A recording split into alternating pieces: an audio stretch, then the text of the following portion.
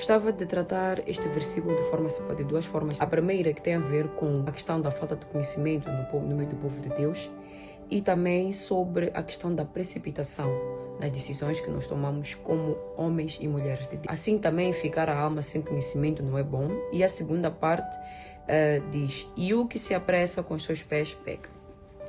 Sobre a primeira parte, gostava de fazer um paralelismo com o capítulo 4 de Oséias, versículo 6, que diz que assim diz a palavra do Senhor, que o meu povo perece por falta de conhecimento. Gostava de falar da questão da transformação que provém do conhecimento.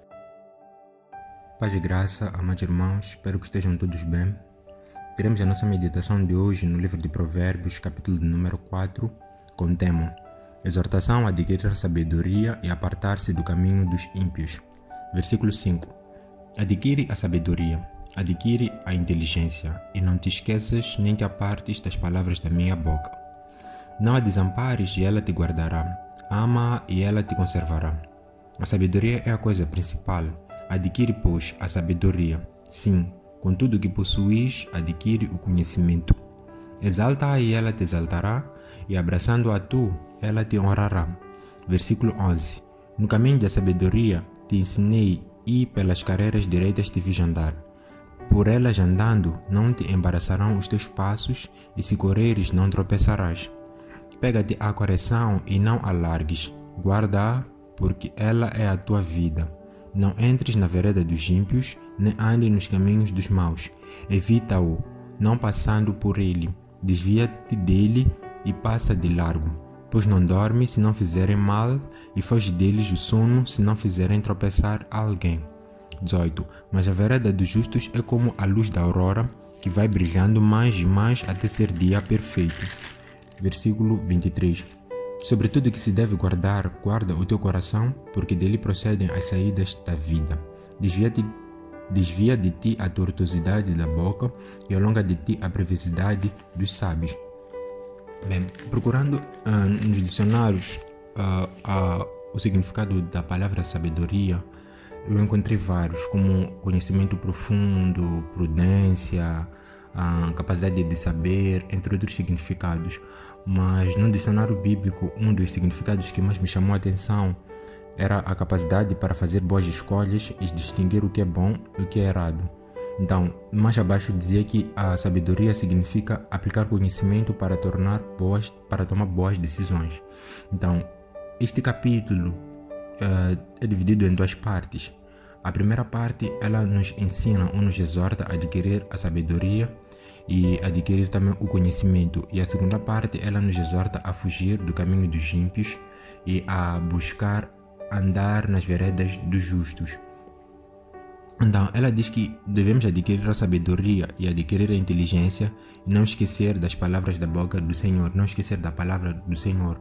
Então, adquirir sabedoria é adquirir a capacidade de distinguirmos o que é bom, o que é errado, a capacidade de fazermos boas escolhas. E essa capacidade vem através do Espírito Santo nas nossas vidas. E o Espírito Santo nos dá a sabedoria, a capacidade de nós distinguirmos o que é bom, o que é errado. E se quisermos fazer boas escolhas, se quisermos tomar boas decisões, se quisermos endireitar as nossas vidas, nós devemos adquirir a sabedoria. Este é um foco principal deste capítulo, porque diz: a sabedoria é a coisa principal. Adquire, pois, a sabedoria. Sim, com tudo que possuis, adquire o conhecimento. Isso quer dizer que com o tempo que nós temos, com a disponibilidade, com os recursos que nós temos, se tivermos algum valor para comprar algum livro, se tivermos algum valor para podermos comprar algum livro que nos dará conhecimento, que nos dará sabedoria, nós devemos dar tudo o que nós temos. Se não tivermos valor, não tem nenhum problema. Podemos adquirir o conhecimento também com o nosso tempo, com a possibilidade de nós conversarmos com pessoas mais sábias e sentarmos com elas. Por quê? Porque isso nos fará com que nós adquiramos mais sabedoria, fará com que nós adquiramos mais conhecimento e nos dará a capacidade de nós podermos distinguir o bem e o errado. Uma das coisas principais que tenho aprendido sobre adquirir sabedoria, adquirir conhecimento, é que essas coisas são frutos do Espírito Santo. E quanto mais oramos, quanto mais nos aproximamos de Deus, quanto mais nós dedicamos o nosso tempo na oração, o Espírito Santo irá fazer com que nós tenhamos mais sabedoria, mais capacidade de nós decidirmos entre o que é bom e o que é mau, mais capacidade de nós fazermos boas escolhas. E ela diz no versículo 8 que exalta e ela te exaltará, abraçando a tu, ela te honrará. E a sabedoria que vem de Deus é uma sabedoria diferente da sabedoria do homem, a sabedoria humana, porque vários sábios existiram na época de Jesus, fariseus, saduceus, pessoas que estudavam muito, mas tinham uma particularidade nas palavras de Jesus, tinha uma particularidade na sabedoria de Jesus naquela época, porque a Bíblia diz que Jesus estava com uns 12 anos entre os sábios e ele discutia e debatia com ele e até parecia que era uma pessoa muito mais velha, então ele tinha uma idade inferior e ele era muito sábio. Então isso nos mostra que a sabedoria de Deus, que Deus nos promete, se nós buscarmos essa sabedoria, é uma sabedoria que se nós abraçamos a ela, e ela vai nos exaltar, ela vai nos honrar, ela vai nos... por mais que nós sejamos pequenos, por mais que nós não tenhamos uma posição na sociedade, vai nos honrar, vai mostrar às outras pessoas que é uma sabedoria que não vem de nós, mas que sim vem de Deus. E a segunda parte do livro fala sobre apartar-se do caminho dos ímpios e começa dizendo não entres na vereda dos ímpios nem ande pelo caminho dos maus, evita-o e não passes por ele, desvia-te dele e passas de largo. Isso é um dos melhores conselhos que nós podemos ter na nossa vida, porque na sociedade existe aquele ditado, as más companhias corrompem os bons costumes. Na verdade não é bem da sociedade, vem mesmo da própria palavra de Deus, mas isso foi se disseminando mais na sociedade e podemos entender que às vezes nós andamos com pessoas no trabalho, na escola, andamos com pessoas em vários lugares. Essas pessoas vêm de vários lugares, de várias sociedades, tiveram várias influências e nos encontramos no mesmo meio. Mas mesmo assim, a Bíblia nos exorta a nós a fugirmos dos caminhos dos ímpios, nós a sairmos do caminho dos maus, nós a evitarmos esses caminhos e passamos de largo desses caminhos. Porque às vezes tem um grupo que se fala mal das pessoas, tem um grupo em que as pessoas só querem fazer coisas erradas, e a Bíblia vai mais a fundo aqui no versículo 16 diz: pois não dormem se não fizerem mal, e foge deles o sono se não fizerem tropeçar alguém.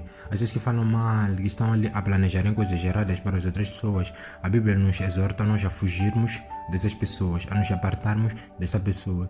E isso tem uma conexão muito grande com os versículos anteriores que fala sobre sabedoria, fala sobre prudência, fala sobre conhecimento, porque quando nós adquirimos conhecimento, quando nós adquirimos sabedoria, nós temos a capacidade de distinguir o que é certo e o que é errado. Estamos no meio de um grupo que estão a falar mal de algumas pessoas, nós temos a capacidade de distinguirmos que o que eles estão a falar é uma coisa boa, o que eles estão a falar é uma coisa que não é boa. Então nós devemos nos apartar deste caminho dos maus, deste caminho dos ímpios, sob o risco de também sermos considerados maus, sermos considerados ímpios, ou sob o risco principal de nós acabarmos nos perdendo, acabarmos nos distanciando do caminho da sabedoria, distanciando do caminho da bondade por causa de influências. E no versículo 18 diz: mas a vereda dos justos é como a luz da aurora que vai brilhando mais e mais até ser dia perfeito. E o que nos mostra aqui, se nós buscamos a justiça, se nós buscamos o caminho bom, se nós buscamos o caminho certo, será como a aurora, será como um dia que brilha, será como um amanhecer, será como algo brilhante, algo muito grande, algo bonito de se ver, e vai brilhando cada dia mais e mais e vai se tornando perfeito. Então, se nós nos afastarmos, primeiro, se nós buscamos a sabedoria, o conhecimento e a prudência com tudo que nós possuímos, e segundo, se nós nos afastarmos do caminho dos ímpios, e terceiro, se nós buscamos o caminho dos justos, a nossa vida será mais brilhante, a nossa vida será mais perfeita, e a nossa vida vai ser como a luz da aurora. E ela diz assim no versículo 19 que o caminho dos ímpios é como a escuridão, nem conhecem aquilo que tropeçam. Então, às vezes nós olhamos para os ímpios e parece que a vida deles anda melhor que a nossa. Eles têm prosperidade, talvez, eles têm um carro, têm uma casa, têm coisas mais belas que as nossas. E às vezes nós, quando nós queremos buscar o caminho da justiça, nós queremos fazer com que as coisas da forma mais correta. Nós não queremos optar pela corrupção e coisas semelhantes a essas.